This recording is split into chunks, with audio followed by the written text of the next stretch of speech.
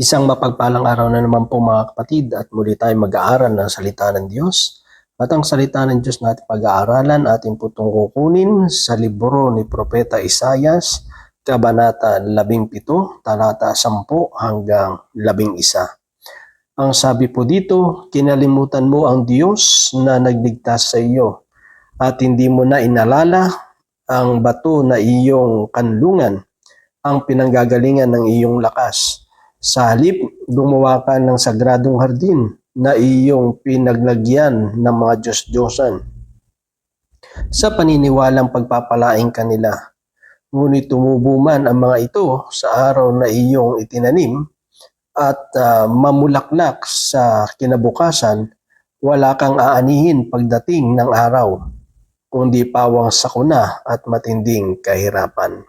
Mga kapatid, mga magulang, mga kaibigan, ito po ang salita ng Diyos. Ang papuri, ang pagsamba ay para lamang po sa Kanya. So itong binasa natin, ito ay paalala at hindi lamang paalala kundi pinapakita dito ang kahihinatnan ng mga taong nakakalimot, di ba? Sa kabutihan, sa mga ginawa ng Diyos sa kanila pong mga buhay.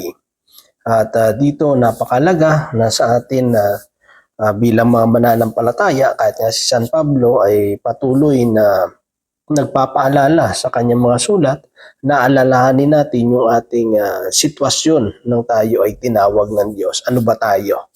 Di ba? Kahit nga yung ating Panginoong Hesus nang siya po ay muling nabuhay bago po siya umakyat sa langit, kinatagpo niya ang kanya pong mga apostoles at naratnan niya na sila ay nangingisda. At makikita natin yung senaryo ng una silang tinawag at sa sitwasyon nilang ito ay wala po silang nahuling isda. At dahil sa command ng ating Panginoon na ihulog ang lambat sa kanang bahagi ay nakakuha po sila ng maraming isda. Ibig sabihin, pinapaalala sa kanila, nire-remind sila ng ating Panginoon nang sila ay unang tinawag ng Lord, ano ba yung sitwasyon nila. Minsan yung kasi ang nakakalungkot minsan, nakakalimot tayo sa mga ginawa ng Diyos sa buhay natin, lalo kapag tayo ay na-answer prayer na, nakakamtan na natin yung mga hinihingi natin, yung mga pangarap natin sa buhay, yung mga bagay na gusto nating marating, maabot, ay natanggap na natin, minsan madali tayong nakakalimot. Kaya nga, sabi nga, ang tao ay marupok, madaling makalimot, sabi nga ng kanta. At totoo naman, no, maraming mga tao na nangangako sa Panginoon na kahit nga makapunta dito sa Canada ay makapaglingkod, no, sa Panginoon. Patuloy siya maglilingkod. May mga nakarating na dito sa Canada, ni-request yung kanyang husband, yung kanyang mga anak, para buong pamilya daw po sila ay maglilingkod sa Panginoon. Pero maraming pangako na binitawan kay Lord. Pero nang nandito na sa Canada, umarap na sa realidad ng buhay. Ano nang nangyari, di ba? Minsan hindi na nakaka-attend. Lulubog lilitaw, parang kabuti na lang o kaya seasonal na lang. Pag may mga big event, may mga anniversaries, doon mo na lang nakikita. Pero bago pa sila na-answer prayer, grabe yung mga pangako sa Panginoon na as for me and my house, maglilingkod sa Panginoon. But nandito na nga, nang nakita yung reality ng buhay, siyempre maraming mga babayarin, maraming mga bills, ay talagang kailangan magtrabaho. So, ano pa babayaan na ngayon? No? Mas inuna na yung trabaho at nakalimutan na yung pangako sa Panginoon. Diba? At hindi lang yun, siyempre may mga tao na kapag sumikat na, yumaman na, umunlad na sa buhay, minsan ang nagiging Diyos na nila, yung sarili na nila, yung kanilang kayamanan, yung kanilang mga property, yung kanilang negosyo, yung mga bagay na naipundar na nila, ito na yung tinitignan nila na parang Diyos na nila. Ito yung mag-aangat, ito yung magpapaunlad ng kanilang buhay. Diba? Yung kanyang kapangyarihan, yung kanyang posisyon, yung kanyang mga possession. Ito na yung tinitingnan niya na mag-aangat, no? Kapag mayroon na siyang pera, sabi niya, mas malaki na yung puhunan ko, mas lalong gaganda yung negosyo ko. Nakalimutan niya na ito ay biyaya na galing sa Panginoon. na hindi dapat tayo tumingin doon sa kakayanan natin o anuman na bagay na meron tayo. Hindi dapat dito tayo magtitiwala, di ba? Kundi alalahanin natin, hindi naman tayo magkakaroon ng puhunan, makakarating dito sa Canada o maabot natin yung mga pangarap natin sa buhay kung hindi naman tayo tinulungan ng Diyos. Yung kasi nagiging problema sa tao, yung nawawala yung gratitude, yung kanyang pagpapasalamat sa Panginoon, yung pag-acknowledge na kung hindi naman talaga sa tulong, sa biyaya ng Diyos, ay hindi naman natin matatanggap yung mga bagay na ito. Nakalimutan natin na siya yung bato na nagliligtas sa atin, kanlungan, and the same time, nagbibigay sa atin ng lakas. Kasi kung hindi naman tayo bibigyan ng isusustain ng Diyos yung lakas natin, wala rin naman tayong magagamit sa pagtrabaho natin. Diba? Kung wala tayong lakas, mahirapan ka mag-isip. Diba? Mahirapan kang gumalaw, kumilos, gawin ang mga bagay na gusto mong gawin kung wala yung lakas na nagmumula sa Panginoon. At dahil sa mga bagay na ito, minsan yun na yung inaasahan natin, hindi na si Lord yung inaasahan natin sa buhay. Doon na tayo umaasa. Kaya akala natin, kapag tayo ay, sabi doon, gumagawa na ng mga sagradong hartin na pinaglalagyan ng mga Diyos-Diyosan sa paniniwalang pagpapalaing kanila. No? At sabi doon, ngunit tumubo man ang mga ito sa araw na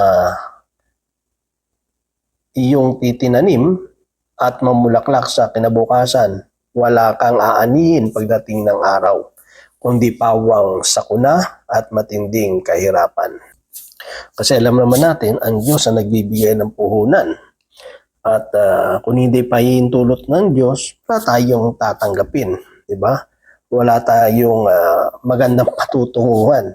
Kasi kahit magtanim ka, sino ba'y nagpapatubo? Ang Diyos. Kung tumubo man yung tinanim mo, sino ba'y nagpapabunga? Walang iba. Ang Diyos pa rin naman eh. Kung hindi pa hihintulot ng Diyos na mamunga yan, wala ka talagang aanihin. Diba? Kaya minsan, ngayon ang nangyayari sa mga tao, nagkakaroon ng mga trahedya sa buhay nila, yung mga tanim nila, nasasalanta kasi nga nakakalimutan minsan ng Panginoon. Yung mga 90s, marami pa nga yung mga patutuo dati, diba? Na talagang yung mga palayan nila, nilalagyan nila ng panyo ni El Shaddai, diba? Talagang, kasi nandun yung Salmo 91 eh. Na iingatan ng Diyos yung mga property, talagang nilalagyan yung nila, yung palayan nila. Talagang pinapaikutan. At marami naman nagpapatuto, talagang nasalanta na yung ibang katabi nilang palayan, inano na ng mga insekto, pineste na, pero sa kanila hindi nagalaw, di ba? Nandun kasi yung proteksyon ng Diyos. Kinikilala natin na itong property natin, ano man yung bagay na sa atin ay galing sa Panginoon, at kapag pinagtiwala natin ito kay Lord, hindi tayo nagtiwala sa mga bigay ng Diyos, kundi yung sa source. No? Si Lord ang ating pinagkatiwalaan. Yung mga bagay na pinagkatiwala sa atin ng Diyos, iingatan din ng Panginoon. Kaya minsan maraming mga trahedya rin na nangyayari sa buhay. No? Dati, umasenso, pero nagkaroon ng problema. Kunyari sa negosyo niya. Yung business niya bilang nag-landslide, na bankrupt, nalugi, dahil sa mga kalamidad, dahil sa mga sakuna, at hindi na siya nakabangon. At siyempre, ang dulot nun talagang kahirapan. Kaya nga tayo pinapaalalahanan ng Panginoon. Minsan, yung mga nangyayari, yung mga konsekwensya ng mga ginagawa natin, paalala sa atin ng Diyos na magbalik loob tayo, muli nating balikan kung paano ba kumilos ang Diyos, paano tayo pinagpala, paano tayo na-answer prayer, paano ba natin tanggap ang mga biyayang ito. Minsan gusto lang tayo ng Diyos na ibalik sa tamang direksyon. Kasi kapag wala na tayo sa Panginoon, hindi na tayo namumuhay sa kanyang kalooban, nalulos na tayo. Nawawala na yung direksyon ng buhay natin. Kasi ang buhay natin, nagkakaroon na ito ng direksyon, ng magandang patutunguhan kung tayo ay namumuhay doon sa plano, sa kalooban ng Panginoon. Hindi tayo pinagpala ng Diyos para iwan natin siya. Hindi tayo pinagpala ng Panginoon para magmalaki sa Kanya. Diba? Kailangan mapatuloy tayong nagpapasalamat sa Panginoon. Ano man yung marating natin, kinikilala natin na kung hindi sa gabay at tulong ng Panginoon, hindi naman natin ito makakamit, hindi naman natin ito matatanggap, marireceive sa buhay natin. Kaya makikita natin dito mga kapatid, ang tao na patuloy na nagpapasalamat sa Panginoon, kinikilala na ang mga bagay na na-achieve nila sa buhay nila ay dahil sa tulong ng Lord. Kita mo, the more silang pinagpapala ng Diyos, the more nila na nararanasan yung katapatan, yung kabutihan ng Lord sa kanilang buhay na hindi sila pinababayaan ng Diyos. Pag sinabi natin naman kasi na matunggumpay na buhay, hindi naman yung paramihan ng pera, paramihan ng property, o tumaas yung posisyon mo. Hindi naman nasusukat doon, mga kapatid. Pag sinabi mo nagtagumpay ka sa buhay, yung araw-araw lang na mga challenges na nangyari sa buhay natin. Yung mga araw-araw ng mga problema na hinaharap natin at napagtatagumpayan natin. Isa na yun na patunay na isa kang mananagumpay, na nagtagumpay ka sa buhay. Kasi hindi lahat ng tao nakakasurvive sa mga problema na dumarating sa buhay nila. Sa mga pagsubok, mga kabigatan, pagkabigo, di ba? Sa pagkalugi ng mga negosyo nila o kaya nabigo doon sa mga pangarap nila sa buhay. Hindi lahat ng tao ay nakakasurvive. Hindi lahat ng tao nakakatayong muli. Pero yung sa kabila ng kabiguan, sa kabila na pagkalugi, sa kabila ng mga pagsubok, kahinaan, ay muli kang nakabangon, muli kang nakatayo sa tulong ng Diyos. Masasabi mo sa sarili mo na isa ka mananagumpay, na nagtagumpay ka sa buhay na ito.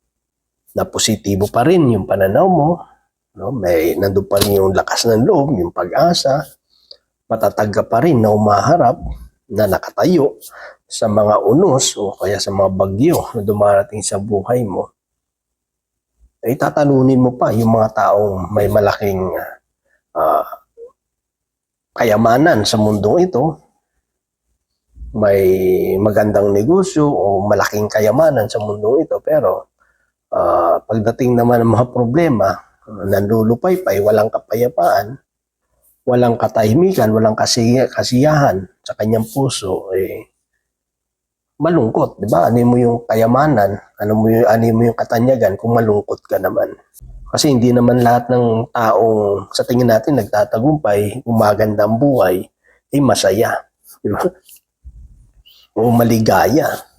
Di lahat ng tao na maraming pera, may magandang katungkulan, may posisyon, o nagiging tanyag, ay masaya. Diba? Yung maging masaya ka lang sa araw-araw ng pamumuhay mo, ano man yung sitwasyon mo, matagumpay na yun eh. Diba? Tagumpay na yun na kaya mong harapin yung mga pagsubok o ano man yung sitwasyon mo sa buhay. Hindi kasi nasusukat dun eh. Yung sabi nga, ang buhay ng tao hindi nasusukat sa laki ng kayamanan, kundi kung paano mo harapin yung mga challenges sa buhay mo, ano man yung sitwasyon mo, na meron kang matatag na pananampalataya na galing sa Panginoon. So yun lang mga kapatid, alam naman natin na ano man yung sitwasyon ng buhay natin, kapag kasama natin ang Diyos, wala tayong dapat ipangamba kasi alam natin kasama natin siya at ano man yung sitwasyon natin, alam natin magtatagumpay tayo dahil sa lakas at biyayang galing sa Diyos. So yun lamang mga kapatid, ang Diyos patuloy magpala sa bawat isa sa atin. God bless po sa ating lahat.